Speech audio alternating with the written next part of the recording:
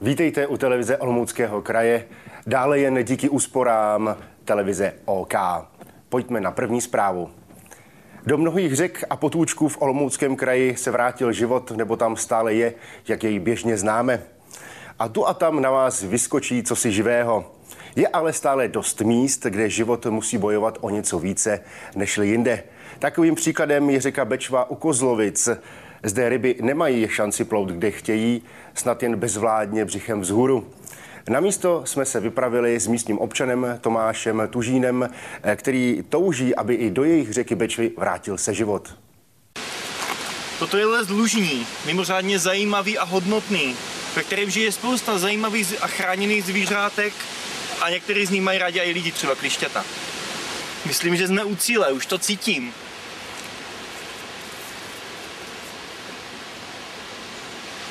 To je ono.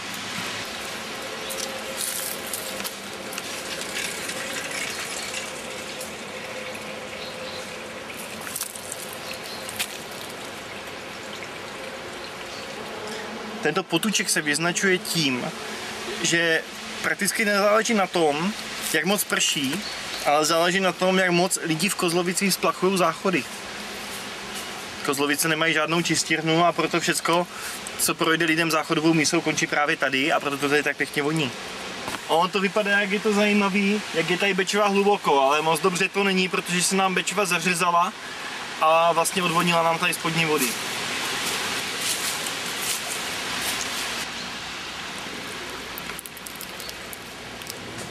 Tady můžeme vidět, jak chemická pěna, která je přinášena z horního toku Bečvy, se mísí ze splašky z místního zdroje. Nevím, jestli máte štěstí nebo smůlu, že ten smrad necítíte, ale určitě si ho umíte domyslet.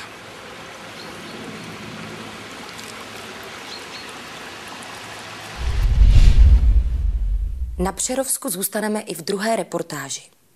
Předmostí u Přerova má svou bohatou historii, která sahá do časů, kdy předkové nehonili obruč z kopce, ale snažili se rozdělat oheň a ulovit si nějaký ten žvanec.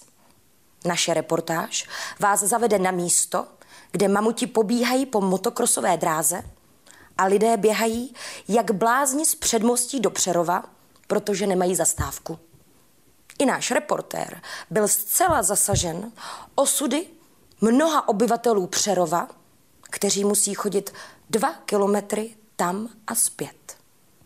Tak, nacházíme se v Přerově, právě teď u železniční trati, kde občané by chtěli si vydobít, aby zde na tomto místě byla zastávka. Mám tady sebou občana, který žije v Přerově a rozhodně rád bych se ho chtěl zeptat na to, z jakého důvodu by rád, aby ta zastávka byla právě zrovna tady. Zastávka by tady měla být hlavně proto, protože odsud je na nádraží poměrně dost daleko, okolo 2 kilometrů a vzniklo tady historicky jedno z největších přerovských sídlišť a to je Předmostí. To je tam.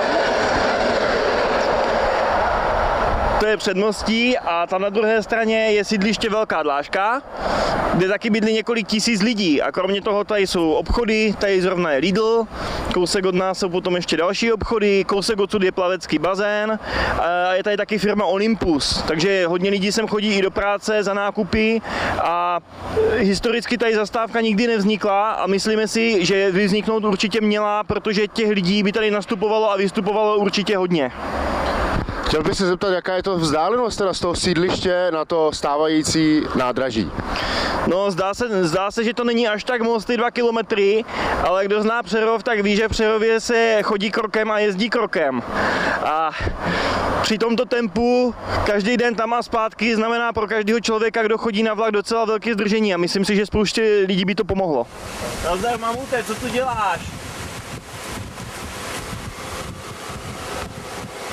Jo, tak on tady nemá být, on původně bydlel dole v Předmostí, ale protože stejně jako spousta lidí už se na to nemohl dívat, tak utekl jsem na kopec a sleduje to z dálky.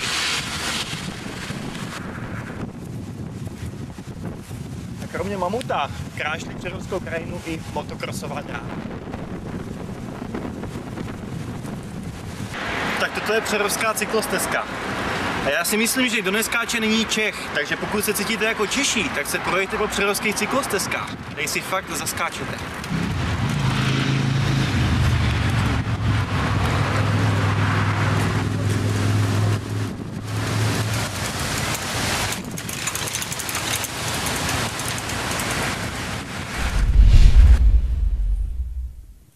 Další zpráva.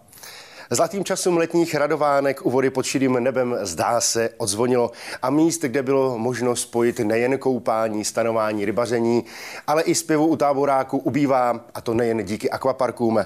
Opět vyrážíme s naší kamerou a reportéry televize OK do terénu. Tentokrát nás zavedou na místo, jenž bylo nazýváno Jadranem Hané. Já vám přeju krásné odpoledne od Plumlovské přehrady, kam jsme se všichni rádi jezdili koupat. Na lodičky jsme sem jezdili jak pádlovat, tak i veslit a všichni tu byli veselí, spokojení. Půjčovny lodiček prosperovaly, autokempy byly natřískané. Ráj letních rekreantů, kteří nechtěli jít nikam daleko. Jadran Hané. Podívejte se na to. To si člověk zaplaví.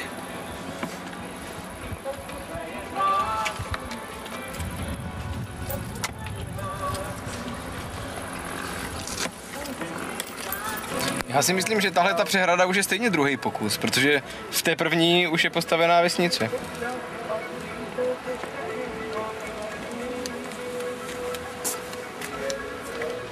A ty ryby, co už tu nejsou, ty dostali vodnatelku, to znamená, že plesni věli ze všech stran.